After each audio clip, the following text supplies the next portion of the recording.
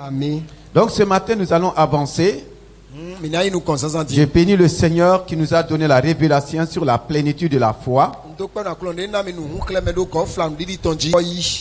Et le Philippiens 2, verset 12. Philippiens 6,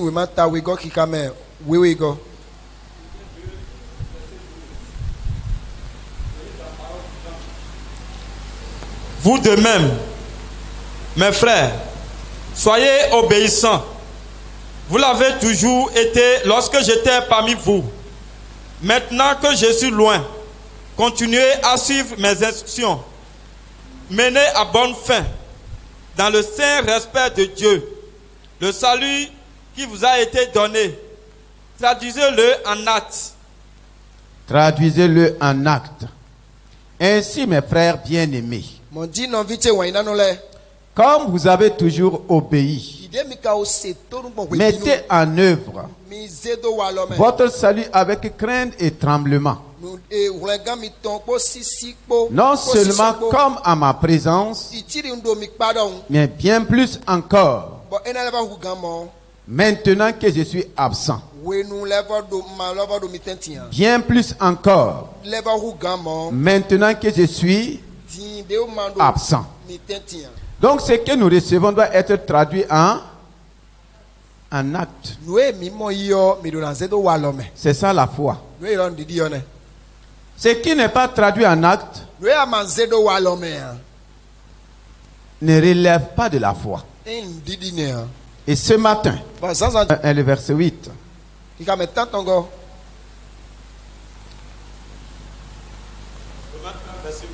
Verset 8 à 9.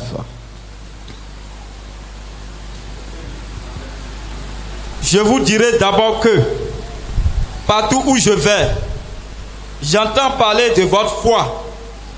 Combien je remercie Dieu par Jésus-Christ pour le bon témoignage que vous rendez tous. Je prie constamment pour vous. Dieu m'en est témoin. Lui que je sers de toutes mes forces en proclamant la bonne nouvelle qui concerne son Fils. Amen. Alléluia. Amen. Je rends d'abord grâce à mon Dieu par Jésus-Christ au sujet de vous tous, de ce que votre foi est renommée dans le monde entier.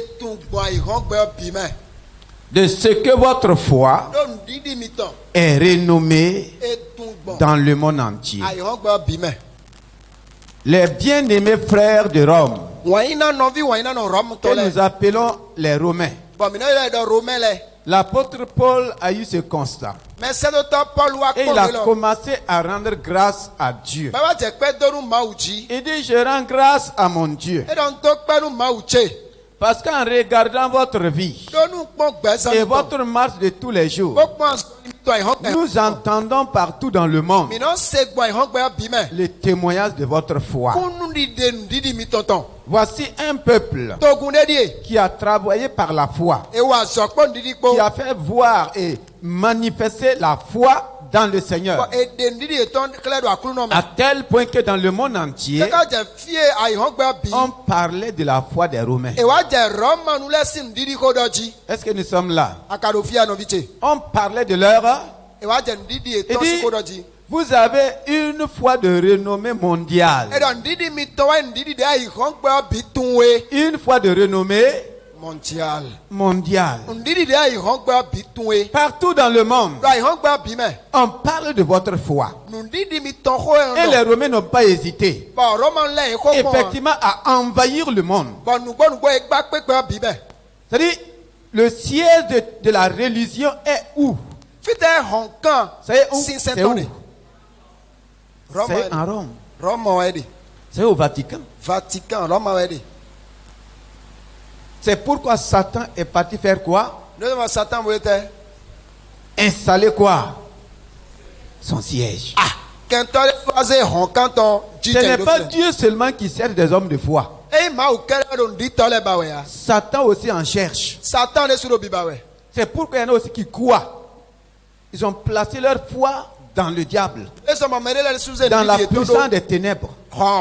Et le plus souvent, ils semblent mieux opérer que ceux qui disent qu'ils placent leur foi dans le Seigneur. Qu'est-ce qui ne va pas? C'est de ces lieux-là que les plus grands sectes du monde sont nés. Parce que c'est des hommes qui osent croire. Et quand ils croient, ils sont prêts à aller partout dans le monde. Toutes les sectes qui sont sorties de Rome ont envahi le monde. Les plus grands sectes sont sortis de là-bas. Les plus grands clubs sont sortis de là-bas. Parce que c'est des hommes, quand ils disent qu'ils croient, ils croient. Et ils foncent. Ils vont jusqu'au bout. César a envahi le monde parce qu'il avait des hommes de foi. Il avait des hommes de foi. Comment on peut envahir le Bénin sans avoir des hommes de foi, des femmes de foi?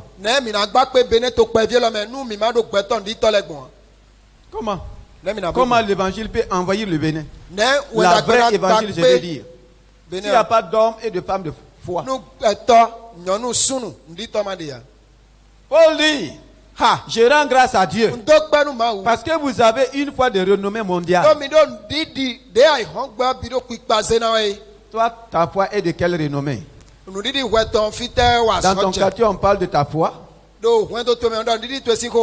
Est-ce qu'on dit vraiment la sœur là? C'est une femme de foi.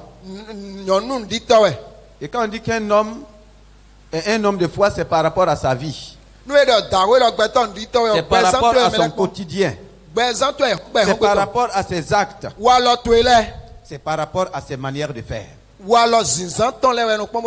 Les Romains ont envahi le monde par la religion. Et ils ont utilisé la religion pour contrôler le monde jusqu'aujourd'hui.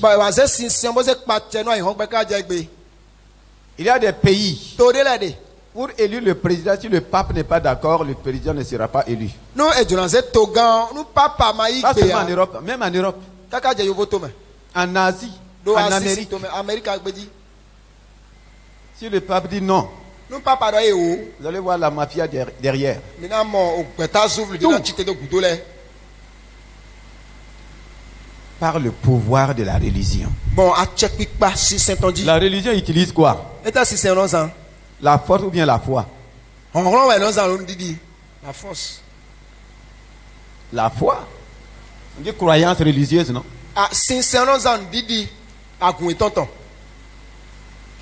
C'est la croyance. Donc la foi est importante. C'est la foi qui peut faire de toi un homme de renommée mondiale. Une femme de renommée quoi? Mondiale. C'est la foi. Votre foi est de renommée mondiale. Alléluia. Amen. Et Romains 4:13 dit, Abraham a reçu l'héritage du monde pas à cause de son obéissance à la loi, mais c'est par la foi que Abraham a reçu l'héritage du monde. C'est ma foi qui me fait entrer dans l'héritage que Dieu m'a promis dans ce monde. Si je ne développe pas ma foi, je suis héritier de Dieu, c'est vrai. Mais je ne pourrai pas manifester mon héritage dans le monde sur la terre. La manifestation de mon héritage révèle ou relève de la foi que j'ai. Elle a dit, elle a entendu une voix, nous avons tout pleinement en Christ. Chaque chose que j'ai en Christ se manifeste par ma foi et par les actes que je pose en conséquence. Tant qu'il n'y a pas l'œuvre de foi, tant qu'il n'y a pas d'obéissance, on va continuer à dire on a tout pleinement en Christ. Et quitter la terre sans manifester ce qu'on a pleinement. Tout ça, c'est l'œuvre de la foi. Et c'est là que nous ne voulons pas nous engager. C'est là où on ne veut pas s'investir. C'est là que je ne veux pas, tu ne veux pas payer le prix. Abraham, par sa foi, a obtenu l'héritage du monde. Ce n'est pas seulement l'héritage d'Israël, c'est l'héritage du monde. Dans tout le monde entier, on parle d'Abraham. Et la Bible dit que ce n'est pas par l'obéissance à la loi. Ce n'est même pas par ses bonnes œuvres. Il a d'abord cru au Dieu vivant, à El Shaddai, le Dieu tout suffisant, le Dieu tout puissant. Il a cru en lui.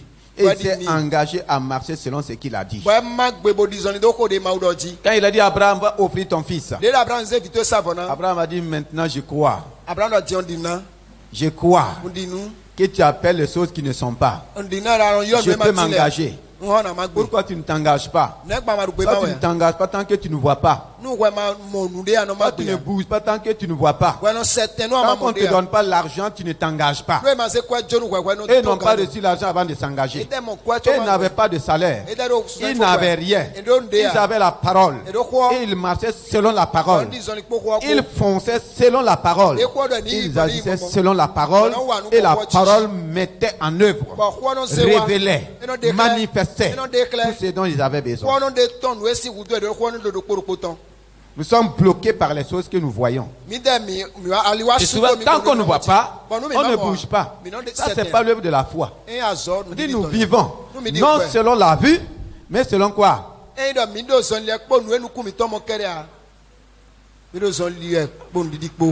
Voici le véritable problème. Ah, tu dis que tu crois, mais tant que tu ne vois pas, tu ne bouges pas. Tu ne bouges pas. Et tant que tu ne bouges pas, il y a des bénédictions aussi qui ne vont pas bouger avec toi. Il y a des choses qui ne vont pas bouger. Donc il est important que nous sortons de la religion. Que nous sortons du fait de... C'est-à-dire, il y a tellement de choses au milieu des chrétiens qui constituent des blocages. Et les nouveaux qui viennent aussi tombent dans ces mêmes pièges. Donc il est bon temps que nous permettons au Saint-Esprit de nous aider à sortir. Nous allons aborder la plénitude de la grâce. Alléluia. Amen. Le Seigneur a dit, dans ma volonté, je veux que tous reçoivent de ma plénitude et grâce sur grâce. Et nous avons vu Jean-Baptiste qui a dit, nous avons tous reçu de sa plénitude. Nous avons vu la plénitude de la sagesse, la plénitude de la foi. Ce matin, nous allons commencer la plénitude de la grâce. Est-ce que quelqu'un a besoin de la grâce de Dieu? La grâce est-elle importante? Est-ce qu'on a besoin de la plénitude de la grâce? Dans Luc 1, le verset 26 à 38, la parole de Dieu dit, Luc 1, le verset 26 à 38. À 38. Au 6e mois, l'ange Gabriel fut envoyé par Dieu dans une ville de Galilée appelée Nazareth, auprès d'une vierge fiancée à un homme de la maison de David, nommé Joseph. Le nom de la vierge était Marie. L'ange entra chez elle et dit, je te salue, toi à qui une grâce a été faite. Le Seigneur est avec toi. Troublée par cette parole, Marie se demandait ce que pouvait signifier une telle salutation. L'ange lui dit, ne crains point, Marie, car tu as trouvé grâce devant Dieu. Alléluia. Amen. Et voici, tu deviendras enceinte, et tu enfanteras un fils, et tu lui donneras le nom de Jésus. Il sera grand et sera appelé fils du Très-Haut. Et le Seigneur Dieu lui donnera le trône de David son père. Il régnera sur la maison de Jacob éternellement, et son règne n'aura point de fin. Marie dit à l'ange, comment cela se fera-t-il, puisque je ne connais point d'homme? L'ange lui répondit, le Saint-Esprit viendra sur toi, et la puissance du Très-Haut te couvrira de son ombre. C'est pourquoi le Saint-Enfant qui naîtra de toi sera appelé Fils de Dieu. Voici, Élisabeth, ta parente, a conçu, elle aussi, un fils en sa vieillesse, et celle qui était appelée stérile est dans son 6e mois, car rien n'est impossible à Dieu. Amen. Marie dit, je suis la servante du Seigneur, qu'il me soit fait selon ta parole. Qu'il me soit fait selon ta parole. Et l'ange la quitta. Salut à toi, à qui une grâce a été faite. Le Seigneur est avec toi. Voici la salutation de l'ange. Salut à toi, à qui une grâce a été faite. Le Seigneur est avec toi. Troublé par cette salutation, elle a commencé à se poser des questions. Et l'ange dit, ne crains point Marie, car tu as trouvé grâce, devant Dieu. Alléluia. Tu as trouvé grâce devant Dieu.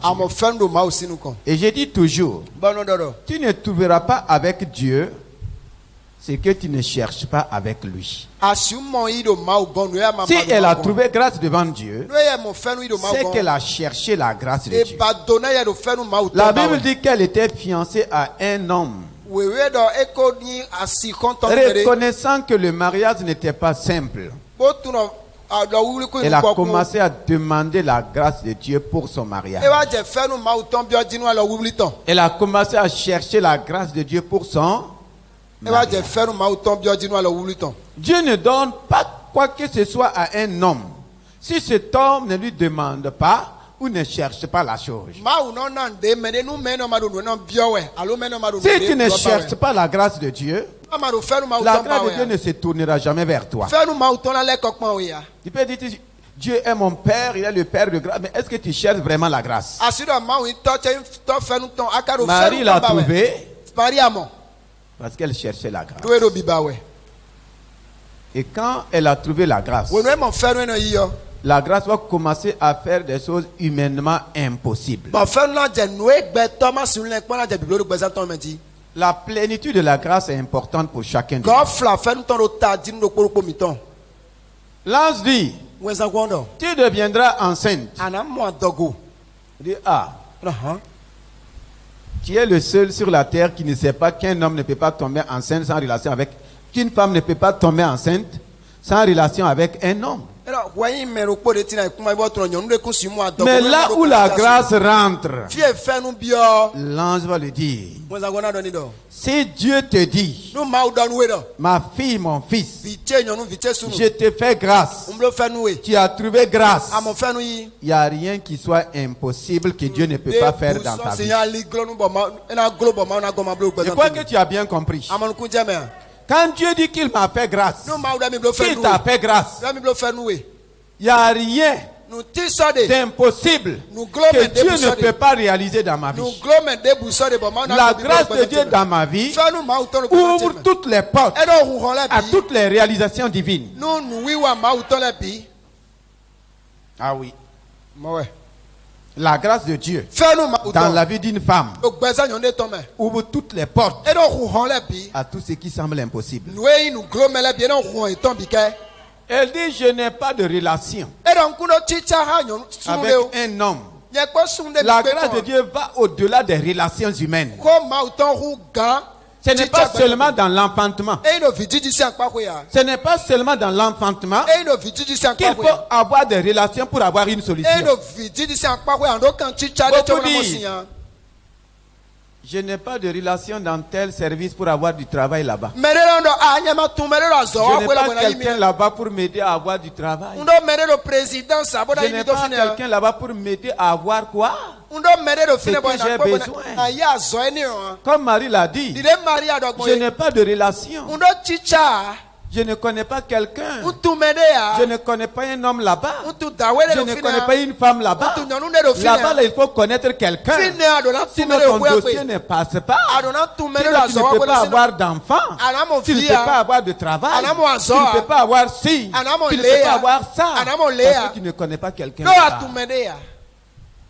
Tu n'as pas de relation. Je n'ai pas de relation. La grâce de Dieu t'ouvre toutes les portes là où il n'y a même pas de relation. Amen. Là où tu ne connais personne. Est-ce que tu vas saisir cette vérité ce matin? Tu es assis avec beaucoup de diplômes à la maison. Parce que tu dis je ne connais personne pour m'aider. Jusqu'à quand tu vas attendre que un de ta famille devient ministre pour te trouver du travail.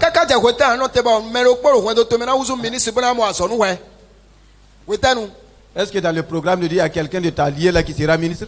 Jusqu'à quand tu vas attendre que quelqu'un de ta famille devienne DG pour te trouver du travail?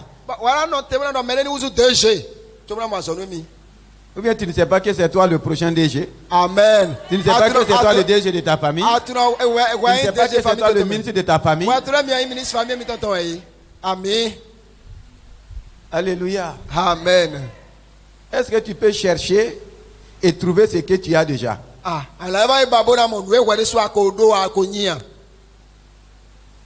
Toi tu cherches un ministre qui va t'élever. Qui va te donner du travail. Ou bien, Dieu dit que c'est toi le ministre là. Ah oui? Je n'ai pas de relation avec un homme pour avoir un enfant. L'ange dit, la grâce de Dieu qui est venue sur ta vie là va te conduire dans toutes les connexions. Elle va te connecter avec l'esprit de grâce. Et sa puissance va commencer à agir. Car rien n'est impossible à Dieu. Rien n'est impossible à Dieu. Là où la grâce vient, toute impossibilité est levée.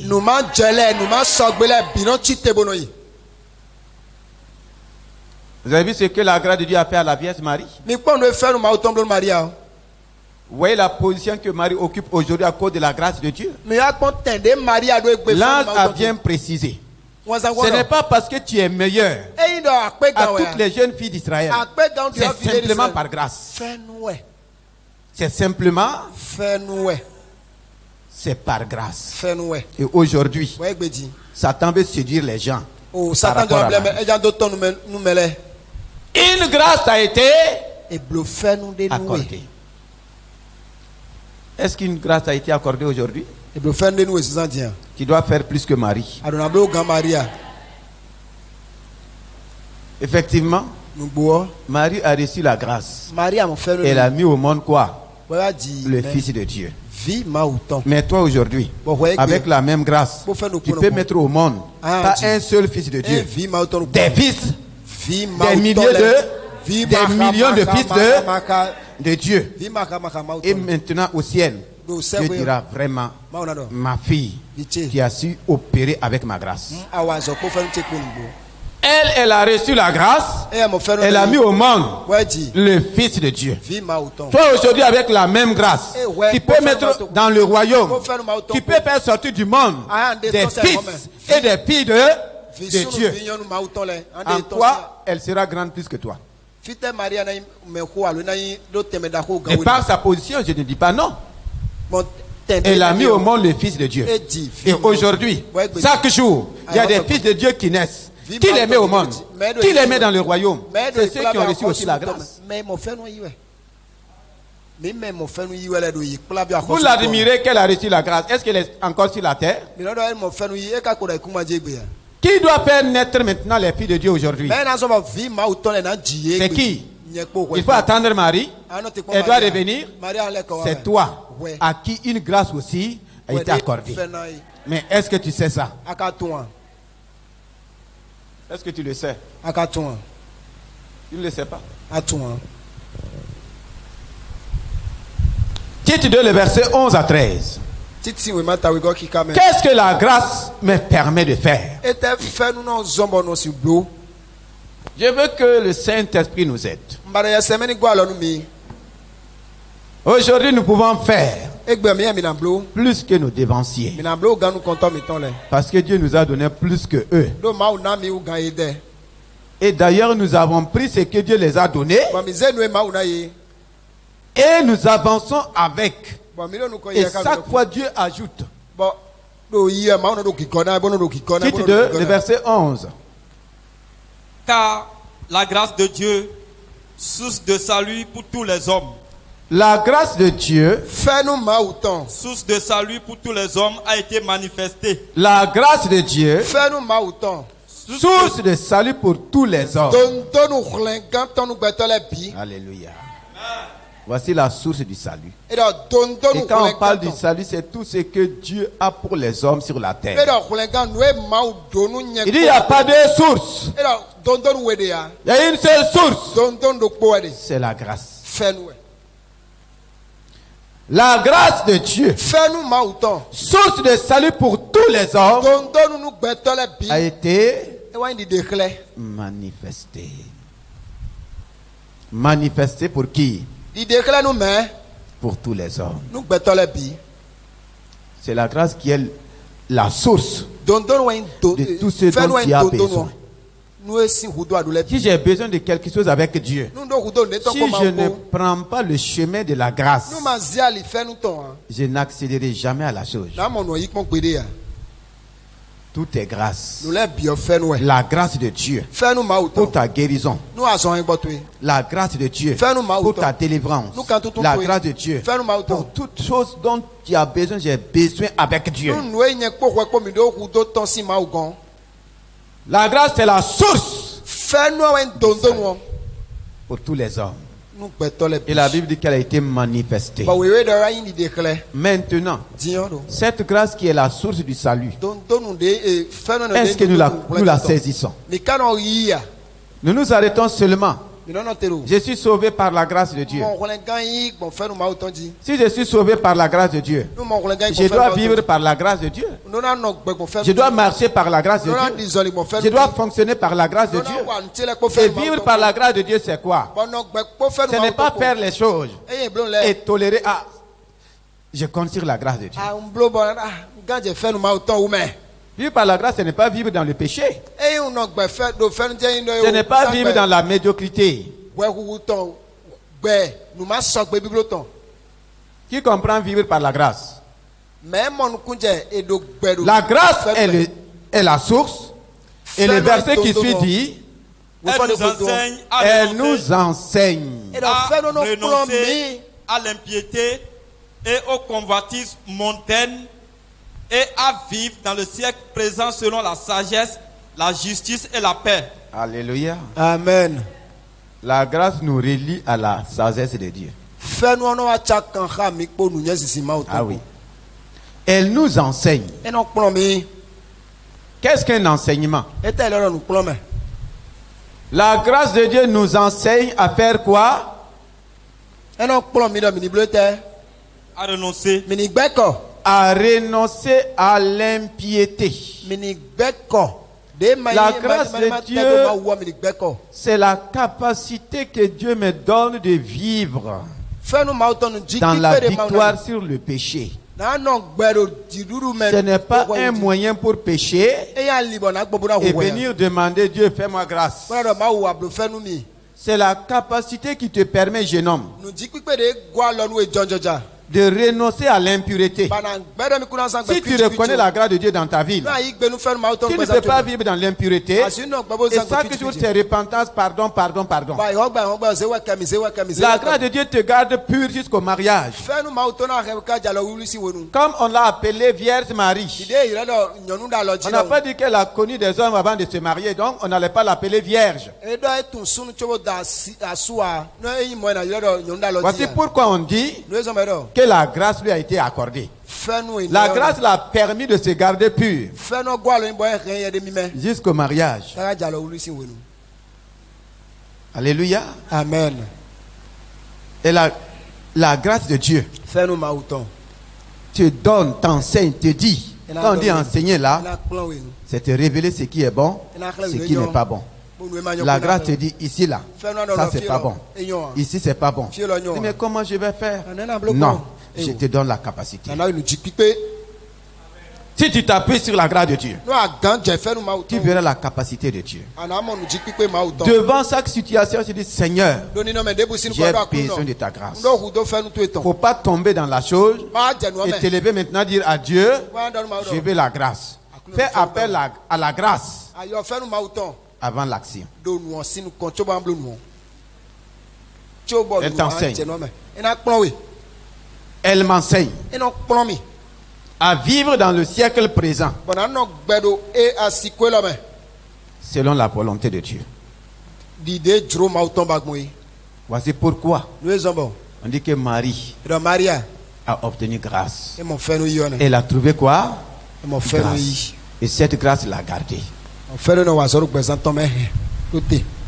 Pourquoi on dit que Jésus, quand il est venu plein de grâce et de vérité. S'il n'y avait pas la grâce de Dieu dans la vie de Jésus-Christ, il ne pouvait pas vivre dans la sainteté pour aller nous sauver à la croix. Est-ce que tu sais ça?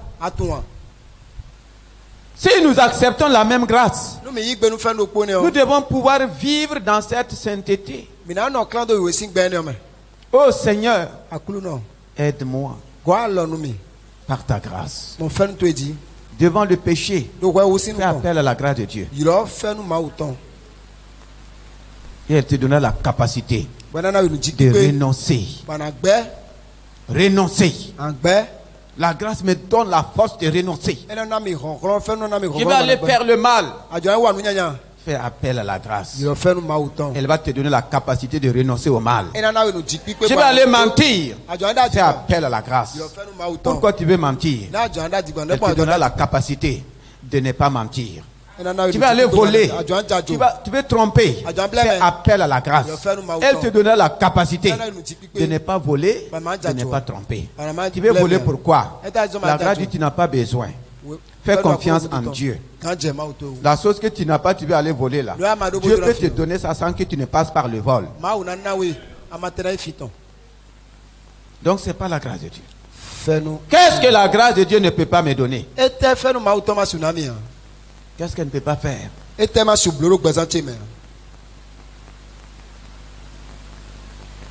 À quel moment tu dis je rends grâce? C'est quand Dieu fait quelque chose que tu attendais de lui. Celui qui connaît la grâce de Dieu peut tout attendre de lui.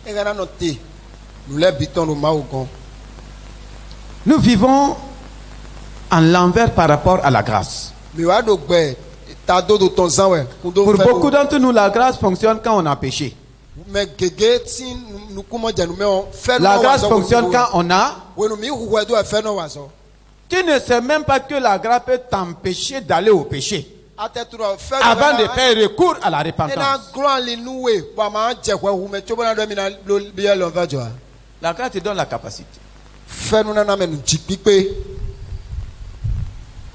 Cette grâce m'a gardé. Cette grâce continue de me garder.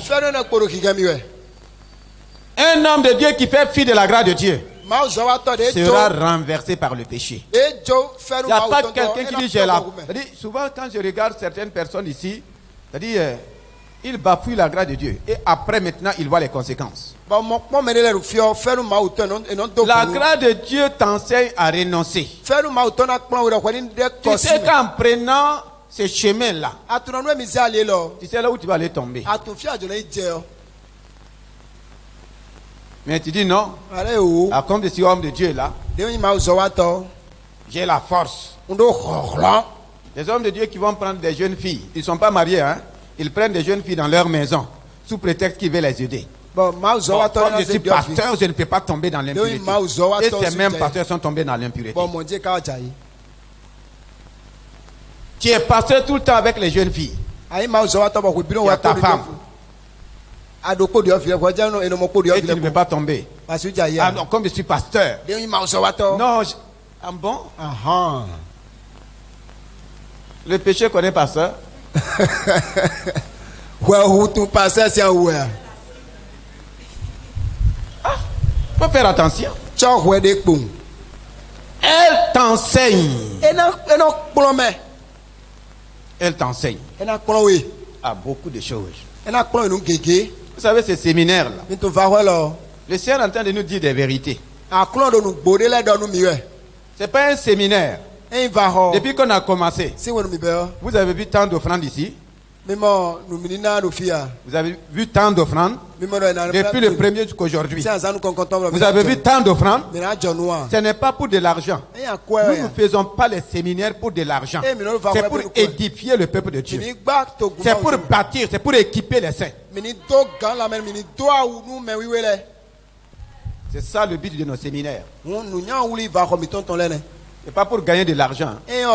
Au contraire, on dépense de l'argent. On dépense. Mais vous avez vu ici panier d'offrandes. On a prié pour des offrandes ici. On a demandé offrandes. Non, ce n'est pas notre préoccupation. C'est édifier le corps de Christ. C'est équiper les saints pour qu'ils aillent faire le ministère. C'est ça le but de notre séminaire. Ceux qui ne sont pas venus parce qu'ils croient qu'on va leur demander de l'argent là. Nous ne faisons pas de séminaire pour chercher l'argent. On ne fait pas publicité. Au contraire, on dépend de l'argent pour ceux qui vont venir. Vos vies nous préoccupent plus que votre argent. Je prends ton argent, tu ne rentres pas au paradis. Je fais comment?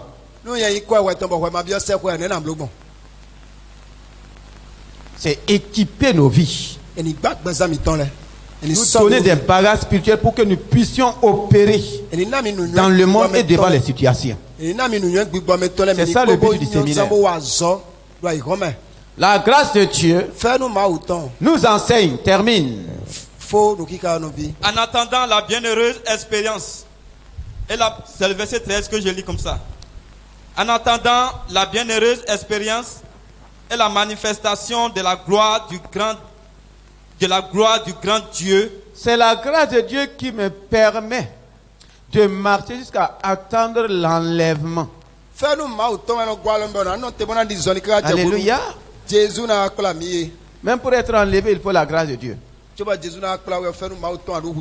Et si nous acceptons la grâce de Dieu, elle nous garde, elle nous conduit, elle nous dirige jusqu'à l'enlèvement. Si Christ ne vient pas tôt, elle est importante. C'est la capacité, c'est la source du salut. Aussi, c'est la capacité pour vivre en tant que sauvé, en tant qu'enfant, en tant que fils et fille de Dieu. Sans la grâce de Dieu, on ne peut pas vivre. C'est pourquoi l'apôtre Paul a commencé à lutter dès le début de son ministère. Il avait des luttes à tel point qu'il a décidé de jeûner pendant des jours. Parce qu'il ne s'en sortait pas. On l'admire. Mais il a connu aussi des luttes. Si ce n'est pas la grâce de Dieu, tu peux servir Dieu sans te marier et sans tomber aussi dans l'impureté. Quand l'apôtre Paul a découvert la grâce de Dieu, dans 2 Corinthiens 12, c'est là qu'il dit: j'ai prié 3 fois et le Seigneur est venu me dire: ma grâce Ma grâce te suffit. Fais-nous tché kokpewe. Ah, ici là, comment je vais faire? Ma grâce. Fais-nous tché kokpewe. Tu as ma grâce. Adou fais-nous tché. Appuie-toi sur ma grâce. Quand j'ai fait nous tché ou. Laisse ma grâce te donner sa capacité. Tu fais nous tché doni plawe.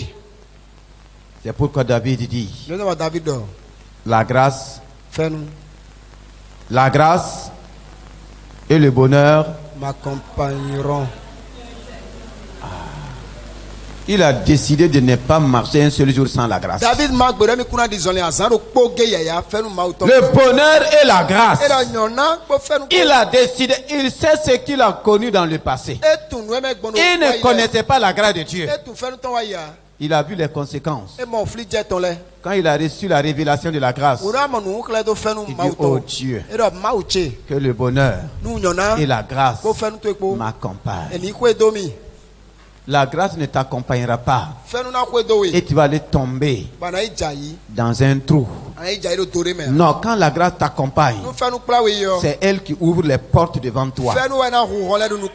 C'est elle qui te donne des opportunités. C'est elle qui te donne des faveurs. Mais toi, tu marches sans la grâce. Les choses seront fermées devant toi. Le bonheur et la grâce. Je ne peux pas marcher sans la grâce de Dieu. Et il dit tous les jours de ma vie, la grâce ne doit pas faire faillite. Non. Il a fait de la grâce son compagnon. Joseph aussi a fait de la grâce de Dieu son compagnon. Et quand il est arrivé en Égypte, c'est Potiphar, la Bible dit qu'il trouva grâce aux yeux de son maître. Et son maître l'a établi. La grâce de Dieu ne te laisse pas esclave. La grâce de Dieu ne te laisse pas pauvre. Elle ne te laisse pas misérable.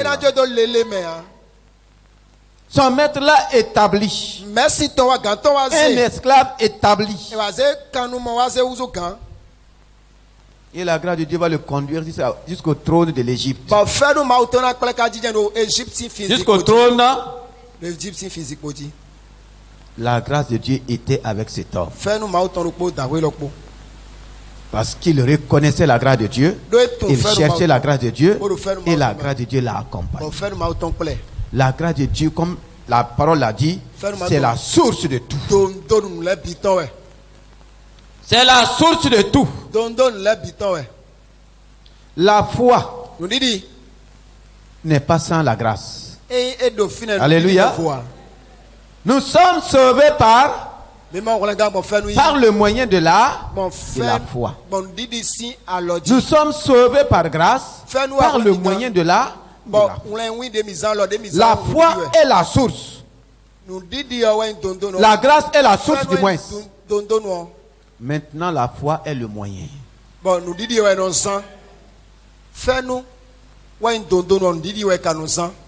Romains 5. Romains 5, le verset 12.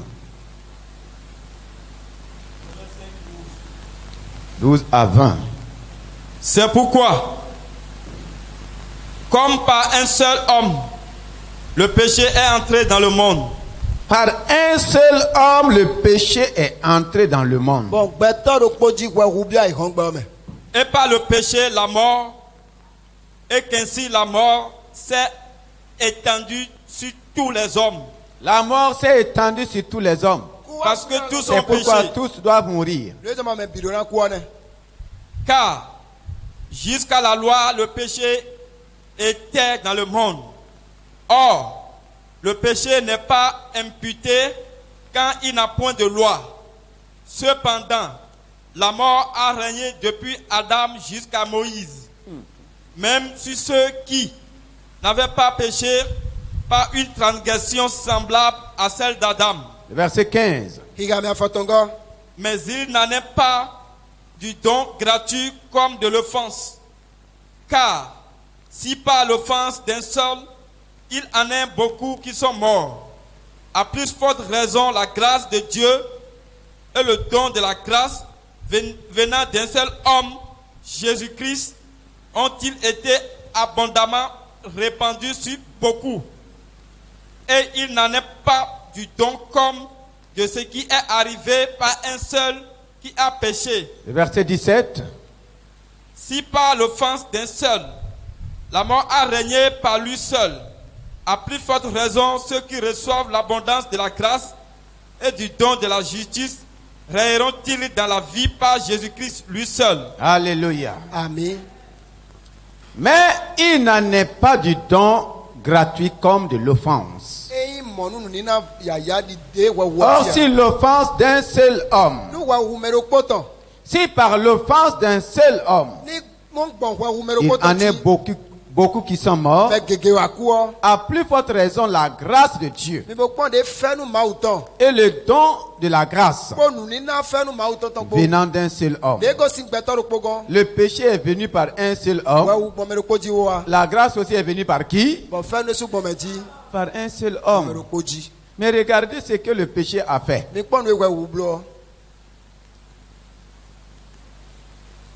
Est-ce que nous sommes là ce matin? Le péché est venu par un seul.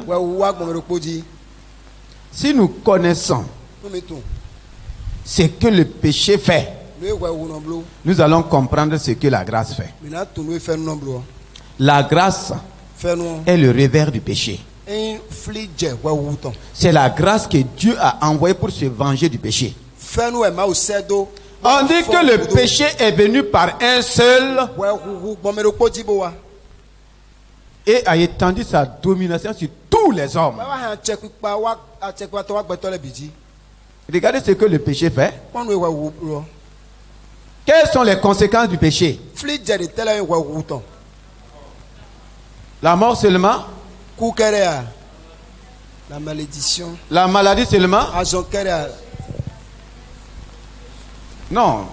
Est-ce qu'on va se réveiller? Je demande que le Saint-Esprit te parle. Parce que je manque de mots pour te communiquer la révélation. Dis, la mort, le péché est entré par un seul homme. Maintenant, regardez les conséquences du péché. Et Dieu dit, pour répondre aux dégâts du péché, il envoie quoi? La grâce. La grâce est la réponse aux conséquences du péché. Je dis, la grâce est la réponse aux conséquences du péché. Un seul homme a amené le péché, Adam. Maintenant, Jésus-Christ vient et lui, il introduit l'élément de la grâce. C'est pour vous dire, c'est par la grâce que tu es sauvé. C'est par la grâce que tu es guéri. Quand tu rencontres la grâce, tout ce que le péché a fait dans ta vie, tout ce que le péché a fait dans ma vie, la grâce est la capacité de Dieu pour résoudre tous les problèmes du péché. C'est la grâce qui est la solution.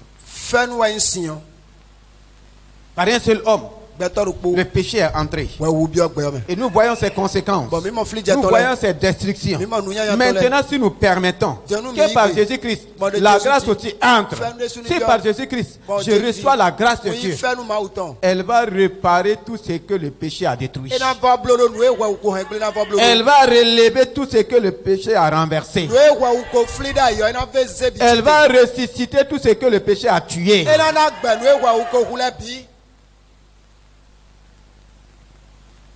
C'est ce que le Seigneur veut te dire ce matin. Le péché est rentré par un seul homme. Le don de la grâce aussi est venu par un seul. Ce n'est pas moi qui amène la grâce. Ce n'est pas toi. Même le péché, ce n'est pas moi qui l'ai amené. J'ai vu ses conséquences. Mais nous connaissons son origine. Si nous avons connu l'origine du péché, nous vivons ses conséquences. Maintenant que nous avons la connaissance de la grâce, pourquoi ne pas vivre les conséquences de la grâce? Pourquoi? Le verset 17. Si par l'offense d'un seul, la mort a régné par lui seul. La mort a régné. La grâce attaque le péché. est le premier ministre du péché. C'est la mort qui dicte les lois du péché. Et pourquoi on dit que l'âme qui pèse, c'est l'âme qui va.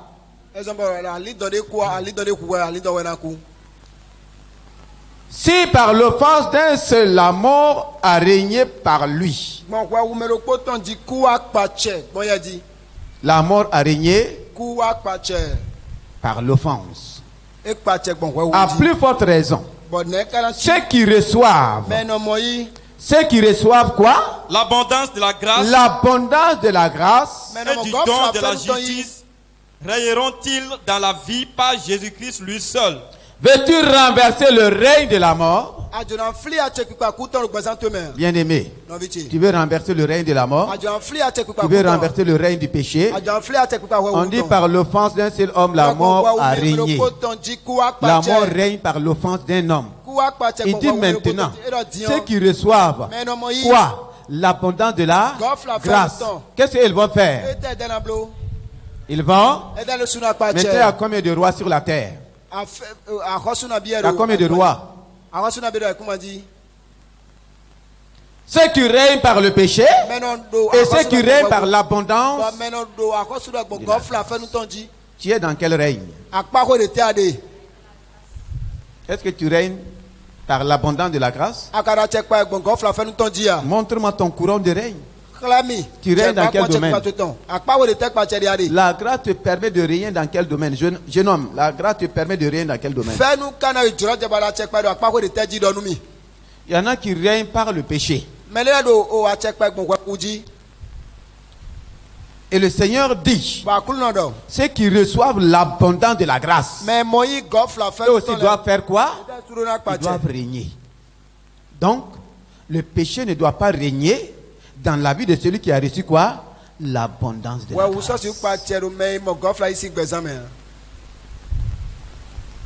L'abondance de la grâce. Régneront-ils où? Pas au ciel, sur la terre. On doit régner sur le mal. On doit régner sur le péché. On doit régner sur la malédiction. On doit régner sur la maladie. On doit régner. Tu dois régner. Donc la grâce me permet de. La grâce te permet de. Notre règne est restauré par la grâce de Dieu. Amen. Ton règne est restauré par la grâce de Dieu.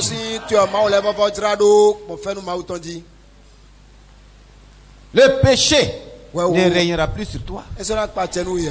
Non. Ça c'est dans Romains 6. Quand il a fini Romains 5 là, il va commencer à dire maintenant dans Romains 6, si nous comprenons la grâce de Dieu, donc le péché ne doit plus régner. La malédiction ne doit plus, la pauvreté ne doit plus, le mal ne doit plus, l'échec ne doit plus. Tout ce que le péché a entraîné là ne doit perdre son règne. Si on renverse un régime, tous les ministres descendent. C'est faux? C'est comme ça. Ah? C'est comme ça.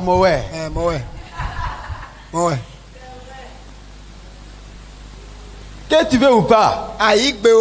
On a renversé la tête. Les membres vont faire quoi? Membres du gouvernement.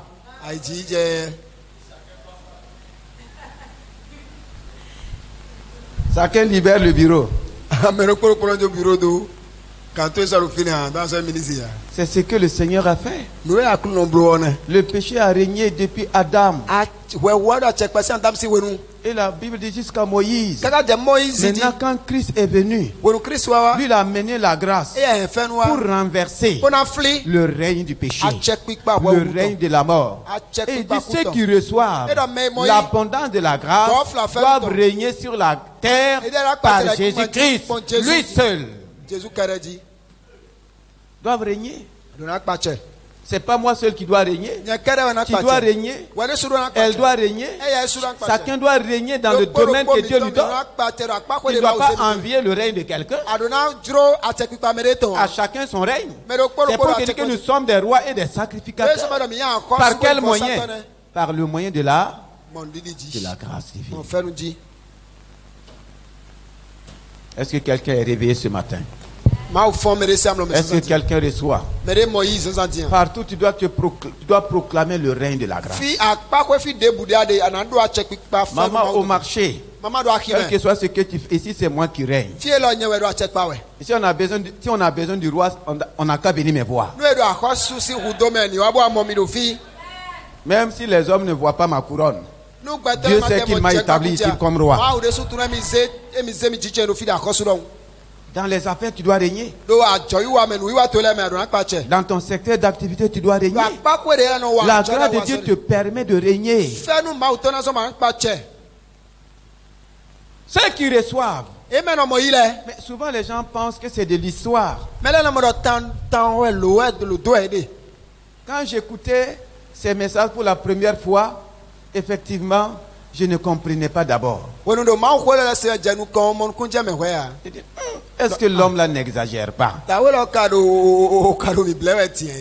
je regarde ma réalité présente, et je regarde la parole qu'il donnait, je dis, ça là, c'est pas pour nous aujourd'hui. Ça a été pour les pôles. Mais au fur et à mesure que je continuais, je revenais. Le Saint-Esprit a commencé à ouvrir mon intelligence, mon esprit. Et j'ai commencé à prendre position. À prendre position. Et quand on prend position, on prend possession. Ah oui? Partout où le Seigneur te conduit, il faut développer cette mentalité. Ce n'est pas Satan qui doit régner dans ton foyer. Il ne faut pas lui permettre cela encore. Jésus-Christ, ton sauveur, est venu mettre fin à son règne dans ta vie. Et dans tout ce qu'il t'a donné. Par l'abondance de la grâce. C'est pourquoi chaque jour, tu dois bénir le Seigneur pour l'abondance de la grâce. C'est pourquoi le verset 19 à 20 dit: Car, comme par la désobéissance d'un seul, beaucoup ont été rendus pécheurs, de même par l'obéissance d'un seul, beaucoup seront rendus justes. Or, la loi est intervenue pour que l'offense abonda, mais là où le péché a abondé, la grâce a surabondé. Afin que là où le péché, c'est-à-dire le péché est l'ennemi de la grâce. La grâce n'est pas venue pour tolérer le péché. Écoutez-moi très bien. La grâce n'est pas venue pour tolérer le péché comme nous le faisons.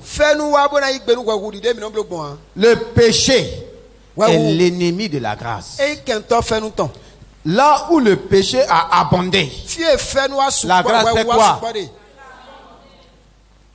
Surabonder, ça veut dire quoi? La grâce vient s'imposer.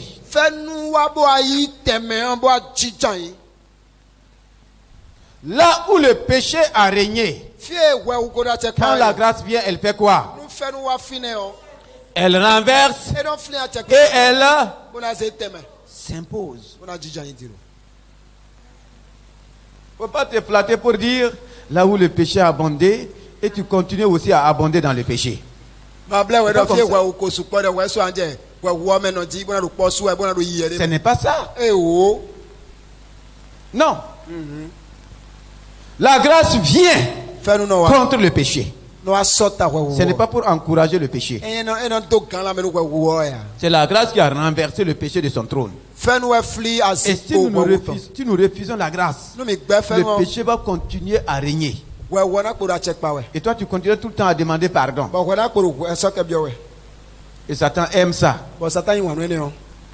Tu demandes pardon, mais tu n'avances pas. Tu demandes pardon, mais les choses ne changent pas.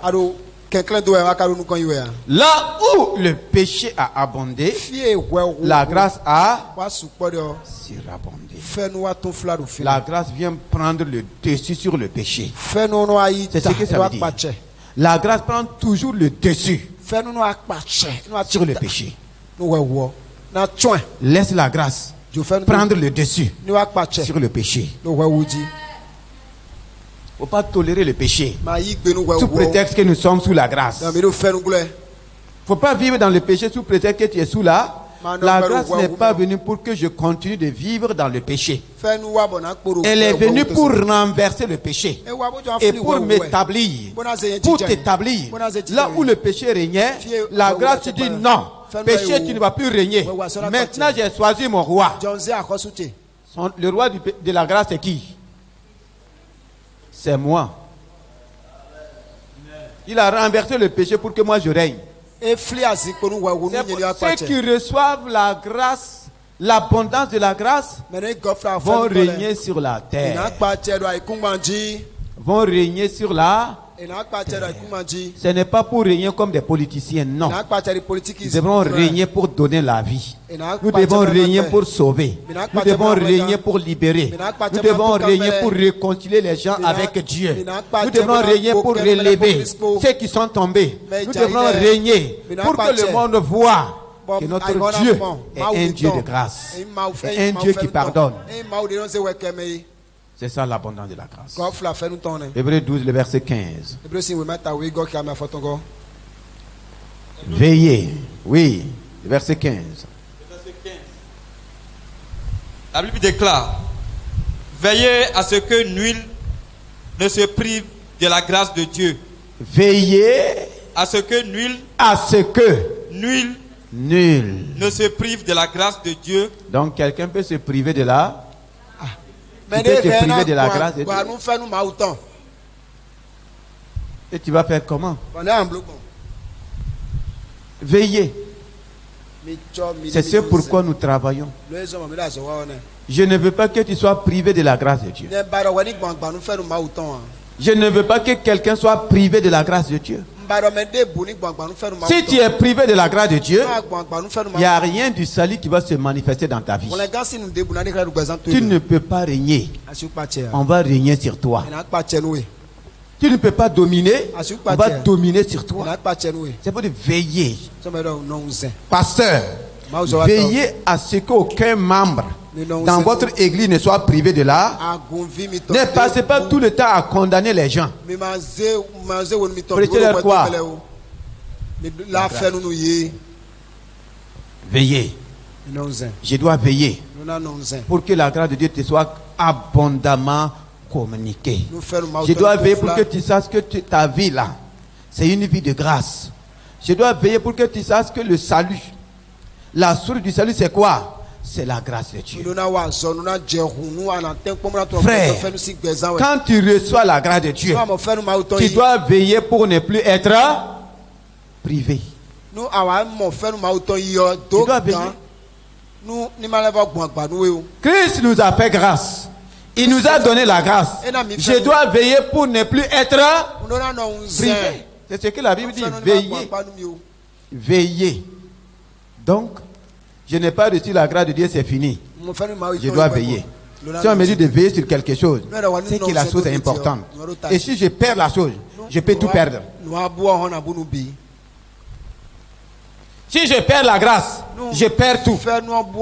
Il n'y a plus de salut. Il n'y a plus de règne. Il n'y a rien. Que personne ne soit privé. Que tu ne sois pas privé. Que je ne sois pas, je dois veiller à ça. Hébreux 10, le verset 29. Hébreux 10, verset 29. Voilà. De quel pire châtiment pensez-vous que sera jugé digne celui qui aura foulé aux pieds le Fils de Dieu, qui aura tenu pour profane le sang de l'alliance par lequel il a été sanctifié et qui aura outragé l'esprit de la grâce. Voici 3 éléments très importants. Celui qui a violé la loi de Moïse meurt sans miséricorde sur la déposition de 2 ou de 3 témoins. De quel pire châtiment pensez-vous que sera jugé digne celui qui aura foulé aux pieds le Fils de Dieu, qui aura outragé ou tenu pour profane le sang de l'alliance par lequel il a été sanctifié, et qui aura outragé l'esprit de la grâce. On peut outrager la grâce en méprisant la grâce. C'est un outrage. Nous, le peuple de la grâce, Dieu dit qu'on peut être châtié durement. De quel pire châtiment? Si on n'avait pas connu la grâce, il n'y avait pas de problème. Si on n'avait pas reçu la grâce, il n'y avait pas de problème. Mais si on l'a reçu, et maintenant nous continuons de l'outrager, il y a un pire châtiment. Il y a un pire. Ce n'est pas pour te décourager, mais c'est pour que nous puissions comprendre l'importance de la grâce. Parce que la grâce est manipulée aujourd'hui. On utilise même la grâce pour faire le mal. Le Seigneur dit, si je n'avais pas connu la grâce, si tu n'avais pas connu la grâce, c'est pardonnable. Maintenant, après avoir connu la grâce, reçu l'abondance de la grâce, si tu l'outrages, tu outrages le Saint-Esprit. Il y a un pire. Il y a un pire. Voici pourquoi des gens vivent dans la grâce, mais ils ont des sentiments dans leur vie, ils ne comprennent pas. Il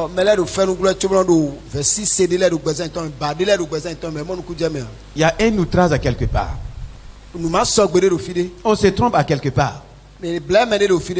Maintenant, on voit des choses, on dit, mais comment pourtant Dieu est un Dieu de grâce, Dieu aurait dû... Non. C'est la mauvaise compréhension de la grâce. Dieu est prêt à nous donner sa grâce avec abondance, surabondance. Comme nous l'avons vu dans Acte 6, la Bible dit que Étienne était rempli de grâce et de puissance. Voici l'homme qui a connu les 4 dimensions de plénitude. Rempli du Saint-Esprit et de sagesse, rempli de foi, rempli de grâce et de puissance. Étienne a connu toutes ces dimensions. C'est pourquoi ce matin, le Seigneur nous a parlé de sa grâce. Marie a reçu la grâce. Elle a répandu sur nous tous. Elle ne l'a pas outragé. Elle ne l'a pas méprisé. Elle a veillé sur cette grâce. Et aujourd'hui, tout le monde entier parle de la Vierge Marie. Ceux qui ont reçu la grâce de Dieu, les Joseph l'ont reçu. Et dans Romains, il dit, je fais grâce à qui je veux faire grâce. Vous avez trouvé grâce aux yeux de Dieu. J'ai trouvé grâce aux yeux de Dieu. Je dois veiller sur cette heure. Je ne dois pas mépriser la grâce de Dieu. Donc ce matin, je vais t'inviter à te tenir debout. Est-ce que tu avais mal compris la grâce? Parlons au Seigneur Saint-Esprit. Commence à bénir le Seigneur pour la parole. Nous avons un Dieu d'amour qui nous parle toujours avec amour. Et quand on dit de parler, commence vraiment à t'exprimer. Commence vraiment à exprimer ce que tu as reçu. Là où il y a repentance, commence à dire, Seigneur, j'avais mal compris ta grâce. J'avais mal saisi ta grâce. Mais ce matin, tu m'as donné la révélation. Ce matin, j'ai compris ce que la grâce fait. Je réalise, je ne suis pas encore arrivé à toutes les dimensions de sa source. J'ai besoin de ton aide, Saint-Esprit. C'est toi l'Esprit de grâce. C'est toi l'Esprit de grâce. C'est toi seul qui peux me remplir de ta grâce, comme tu l'as fait à tous ceux qui se sont confiés à toi. Si Marie a été remplie de grâce pour mettre au monde le Sauveur, aujourd'hui j'ai besoin de cette grâce pour mettre au monde des fils et filles de Dieu. J'ai besoin de ta grâce dans le ministère. J'ai besoin de ta grâce devant les tentations. J'ai besoin de ta grâce devant le péché. J'ai besoin de ta grâce devant toutes les ruses de l'ennemi. J'ai besoin de ta grâce devant les convoitises mondaines. Oh Seigneur, ce matin me voici. Je t'expose ma vie. Je t'expose ma vie. La méconnaissance de la grâce m'a conduit dans des destructions. La méconnaissance de la grâce m'a retardé. Oh, a permis que le péché a dominé dans ma vie. La malédiction a dominé. La pauvreté a dominé. Les esprits méchants ont dominé. Beaucoup de mauvaises choses ont dominé. Mais ce matin, tu as voulu renverser les règnes. Tu as voulu renverser. Tu as voulu changer la tendance. Tu as voulu changer le régime. Oh, je te bénis ce matin. Saint-Esprit, merci. C'est toi l'Esprit de grâce. Il y a beaucoup de trônes qui étaient établis dans ma vie. Le péché avait établi ses trônes et régné par beaucoup de choses. Mais ce matin, je reçois l'abondance de la grâce pour renverser les trônes du mal, les trônes du péché, les trônes, tous les trônes. Commence à prier maintenant. Regarde les trônes que le péché a établis. Exerce son règne. Il faut les renverser. Jeune homme renverse. Jeune fille renverse. Papa, maman renverse. Dis maintenant, à cause de l'abondance de la grâce, je prends ma position de règne. Je veux que tu pries sérieusement. Je veux que tu pries sérieusement. Ne t'amuse pas, mon frère. Ne t'amuse pas, ma soeur. Ne continue pas de laisser le péché régner. Ne continue pas de laisser le mal régner.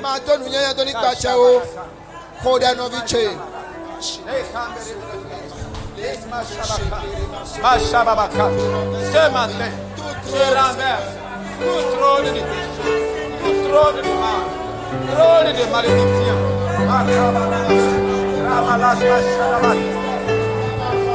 Il faut renverser les trônes de malédiction. Ne laisse pas quelqu'un te mentir que tu as des malédictions générationnelles, que tu as des malédictions ancestrales. Et il faut renverser les trônes. Tu as la grâce pour que ces trônes soient renversés. Renverse le trône de la stérilité, le trône du chômage. Il faut renverser.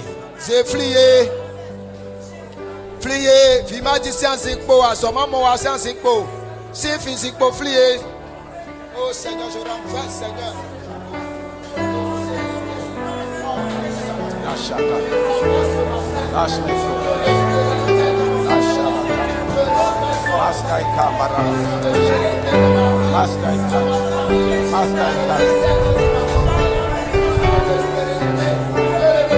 Tu ne vas pas passer tout ton temps à acclamer les rois du péché.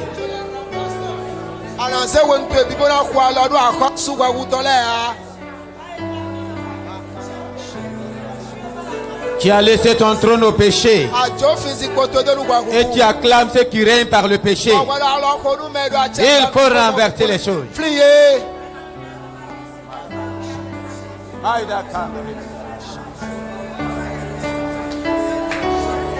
Déclare que dans le concours, c'est toi qui vas régner.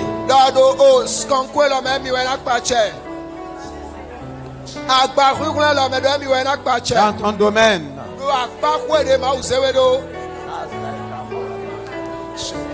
Elis Kamante.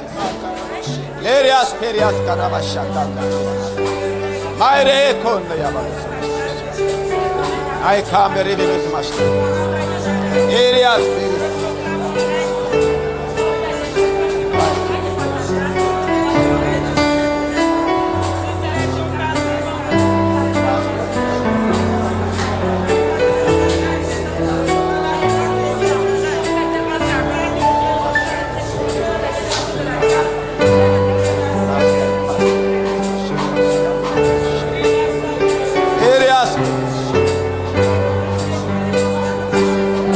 Regarde les dégâts que le péché a entraînés.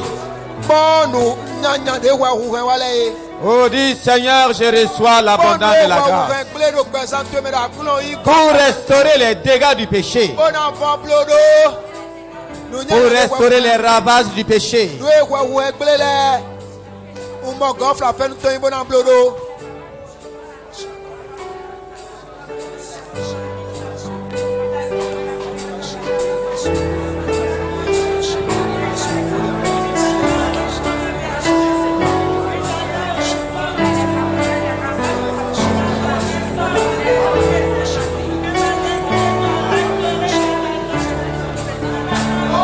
Déclare que tous les trônes du péché soient renversés dans ta famille, dans ta maison, dans ton foyer. Que les trônes du péché soient renversés dans l'église locale.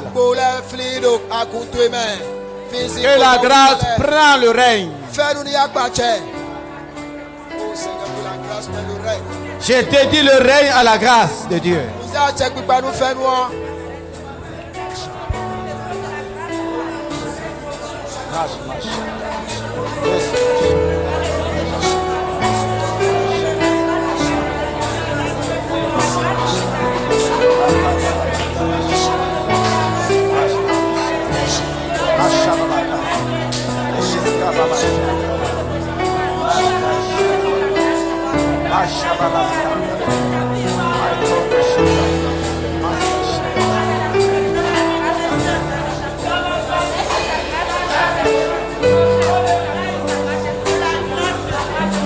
Fais appel à l'esprit de la grâce. Dis ce matin, je fais appel à l'esprit de la grâce. Oh Seigneur, Saint-Esprit, je ne veux plus t'outrager. Je fais appel à l'esprit de la grâce. Je veux que ta grâce m'accompagne tous les jours de ma vie. Je veux marcher dans la plénitude de la grâce tous les jours. Je veux marcher dans la surabondance de la grâce. Que ta grâce m'accompagne. Que ta grâce m'accompagne. Que ta grâce m'accompagne. Que ta grâce accompagne ton peuple. Que ta grâce conduit ton peuple. Que ta grâce dirige ton peuple. Que ta grâce bénit ton peuple. Que ta grâce assiste ton peuple. Que ta grâce établit ton peuple. Chacun dans son domaine de règne. Joseph a été établi par la grâce. Établis ton peuple aujourd'hui. Merci Seigneur.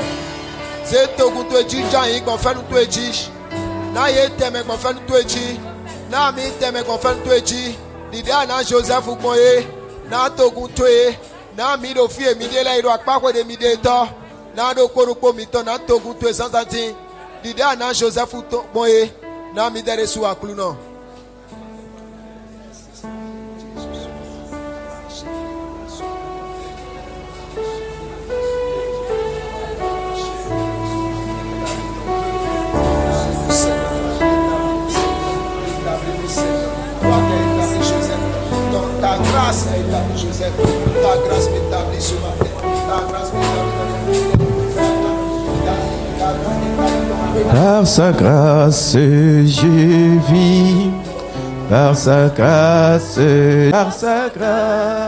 je fais toutes choses. Par sa grâce, je vis. Par sa grâce, je règne. Par sa grâce, je fais toutes choses. Par sa grâce, je vis. Par sa grâce, je règne. Par sa grâce, je fais toutes choses. Alléluia.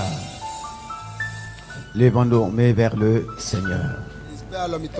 Et Seigneur, seul par ta grâce je peux vivre. Seul par ta grâce je peux régner sur la terre. C'est seul par ta grâce que je peux régner dans ce monde. Un véritable combat dans le domaine du règne. Les trônes de la terre sont combattus. Regardez les conflits qu'il y a dans le monde. C'est parce que chacun veut régner. Chacun veut être sur le trône. Mais Dieu te donne de régner par la grâce. Dieu me donne de régner par la grâce. Par l'abondance de la grâce.